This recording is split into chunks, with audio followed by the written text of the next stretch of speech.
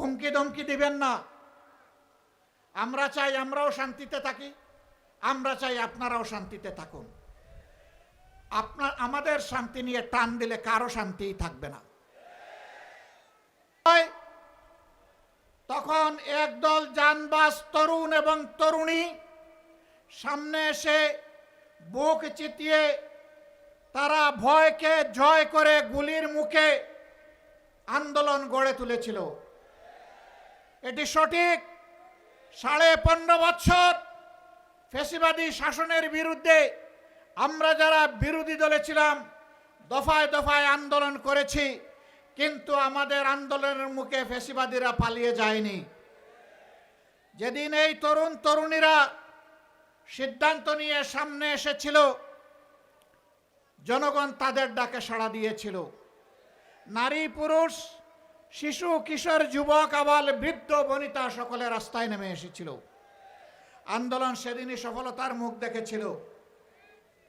এখন সরকারি দলের বন্ধুরা তাদের কাউকে বলে শিশু পার্টি আর কাউকে বলে গুপ্ত। লজ্জা! যাদের কারণে আজকে আপনাদের এই গদি, তাদের নিয়ে আপনারা উপহাস করছেন। এর পাওনা বুঝে নেওয়ার জন্য তৈরি হন। এই জাতি ঠিকই পাওনা বুঝিয়ে দেবে আপনাদেরকে। আপনারা জাতিকে ধোঁকা দিয়েছেন এবং ইতিমধ্যে তা স্বীকার করে নিয়েছেন। আপনাদের নেতা বলেছিলেন, আমরা যদি ধোঁকা দেই আগামীতে জনগণ আমাদেরকে আস্থা করে নিক্ষেপ করবে। সেই আস্থা করে দেখার জন্য আপনারা তৈরি হন।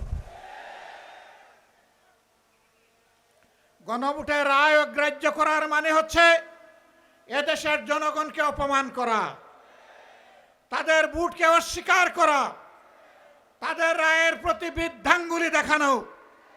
মনে রাখবেন, জনগণের বিরুদ্ধে দাঁড়িয়ে অতীতে কেউ কোনোদিন রেহাই পায়নি, আপনারাও রেহাই পাবেন না। সময় থাকতে অনুরোধ করি, এখনো সৎ পথে ফিরে আসুন।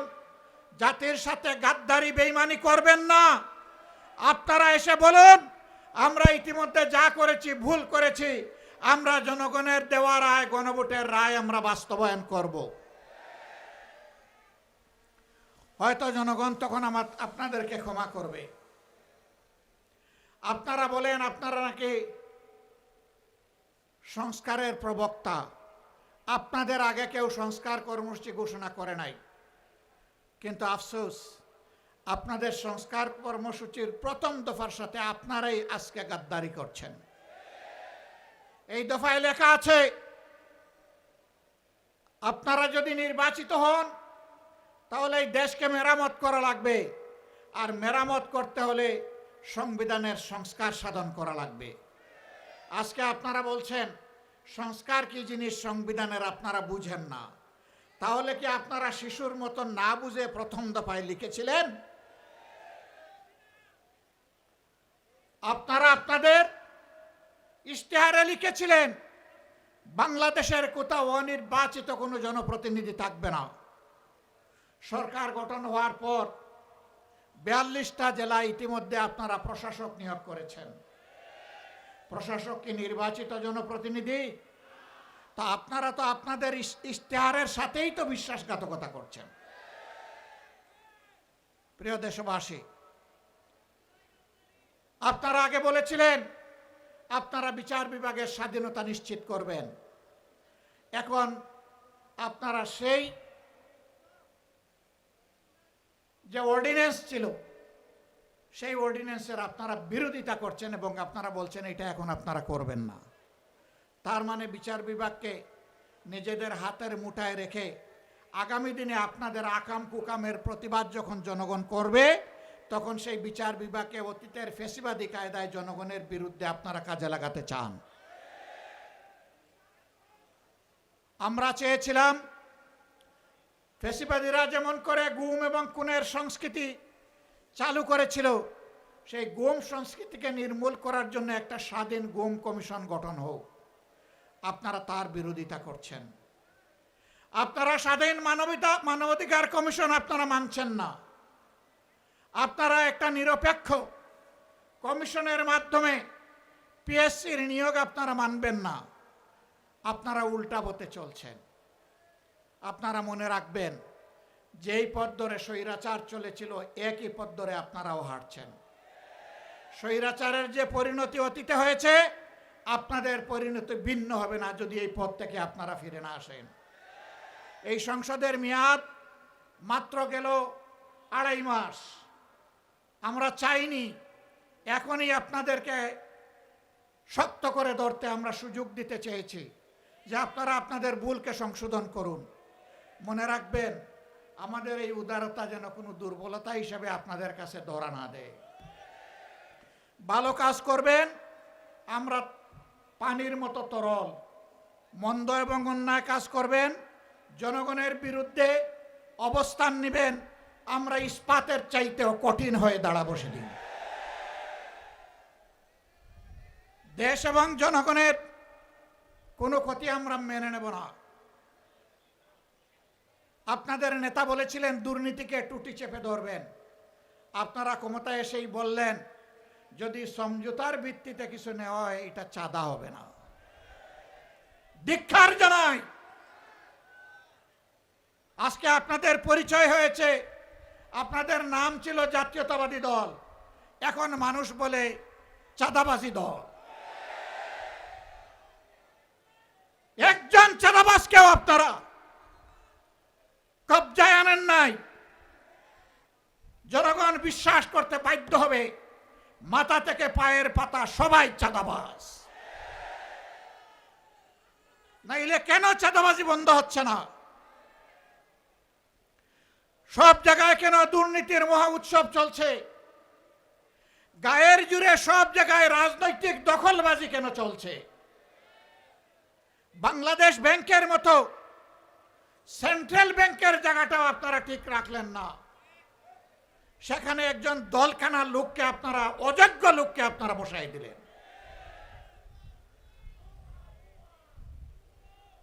বিভিন্ন পাবলিক বিশ্ববিদ্যালয়, একদিকে গিয়ে আপনারা বলবেন অতীতে রাজনৈতিক বিবেচনায় নিয়োগ দেওয়ার কারণে পাবলিক বিশ্ববিদ্যালয়গুলা মান রক্ষা করতে পারে নাই, বিশ্বমানে আসতে পারে নাই। আবার আপনারা দক্ষ বিসি, প্রবিসি, প্রক্টর, প্রভুষ সবাইকে সরিয়ে দিয়ে দলখানা লোকদেরকে সেখানে বসাবেন। জাতির সাথে এটি হচ্ছে প্রহসন। এই অবস্থা যদি অব্যাহত থাকে, প্রশাসনে যদি নিবেদিত প্রাণ দেশপ্রেমিক দক্ষ যোগ্য মানুষদেরকে তালপট্টিতে খাল বিলে পাঠিয়ে দলখানাদেরকে যদি অযোগ্য জায়গায় বসানো হয়, মনে রাখবেন এর খেসারত শুধু জাতি দিবে না, এর আগে আপনাদেরকে দিতে হবে। আমরা প্রত্যেকটি বিষয়ে কথা বলবো, আমরা কাউকে ছেড়ে কথা বলবো না। সংসদে লড়াই করব যাতে জাতির দাবিগুলো শান্তিপূর্ণভাবে আদায় হয়। যেখানে স্পিকারের অনুমতি নিয়ে কথা বলা লাগে, কিন্তু সেখানে যদি কথা বলতে দেওয়া না হয়, অথবা আমরা যদি জাতীয় সমস্যার সমাধান সেখানে খুঁজে না পাই, তাহলে আমরা ওখানে চলে আসব যেখানে কথা বলার জন্য স্পিকারের কোনো অনুমতি লাগবে না। আমরা তখন জনগণের পার্লামেন্টে চলে আসব। সম্মানিত ভাইয়েরা, আমি আপনাদেরকে অনুরোধ করব, এই দেশ কোনো দলের নয়, গোষ্ঠীর নয়, পরিবারের নয়। এই দেশ 20 কোটি মানুষের। আমাদের সকলকে এক একজন সাচ্চা পাহারাদার হয়ে দাঁড়াতে হবে। অন্যায়ের বিরুদ্ধে এক একজন যোদ্ধার ভূমিকায় অবতীর্ণ হতে হবে। অন্যায় ও সত্যের বিরুদ্ধে লড়াইয়ে অবতীর্ণ হতে হবে। কেউ আমার অধিকার দয়া করে আমার পকেটে এনে দেবে না। লড়াই করে অধিকার আদায় করব ইনশাআল্লাহ। কাউকে ছাড় দিয়ে কথা বলা হবে না। আমাদেরকে মাঝে মাঝে চোখ রাঙানো হয়। কেউ কেউ বলেন যে যদি আপনারা এই করেন ওই করেন তাইলে আগামীতে এ হবে ওই হবে। বন্ধু, ভয় দেখাবেন না। যাদের নেতারা হাসতে হাসতে ফাঁসির তক্তার উপরে দাঁড়াতে পারে, তাদেরকে কোনো কিছুর ভয় দেখাবেন না। আমাদের নেতৃবৃন্দ রাস্তা রচনা করে গিয়েছেন, জনগণের মুক্তির রাস্তা। এই রাস্তা ধরে আমরা চলতেই থাকব। পার্শ্ববর্তী দেশ আমাদের প্রতিবেশী, প্রতিবেশীকে সম্মান করি। আমরা চাই আপনারা শান্তিতে থাকুন। আমরা চাই আপনাদের দেশের ভিতরে মানবিক পরিবেশ তৈরি হোক। আমরা চাই না ধর্মের ভিত্তিতে সেখানে বিভাজন এবং অশান্তি হোক। কিন্তু আমরা দেখতে পাচ্ছি সেখানে শুধু মুসলিম নামের পরিচয়ে মানুষকে নাজেহাল করা হচ্ছে, আর বাংলাদেশের দিকে লাল চোখ দেখানো হচ্ছে। বন্ধু, এটা তিতুমিরের বাংলাদেশ, হাজী শরীয়তুল্লাহর বাংলাদেশ, শাহ মখদুমের বাংলাদেশ। এই বাংলাদেশের দিকে চোখ রাঙাবেন না, হুমকি ধমকি দিবেন না। আমরা চাই আমরাও শান্তিতে থাকি, আমরা চাই আপনারাও শান্তিতে থাকুন। আমাদের শান্তি নিয়ে টান দিলে কারো শান্তিই থাকবে না।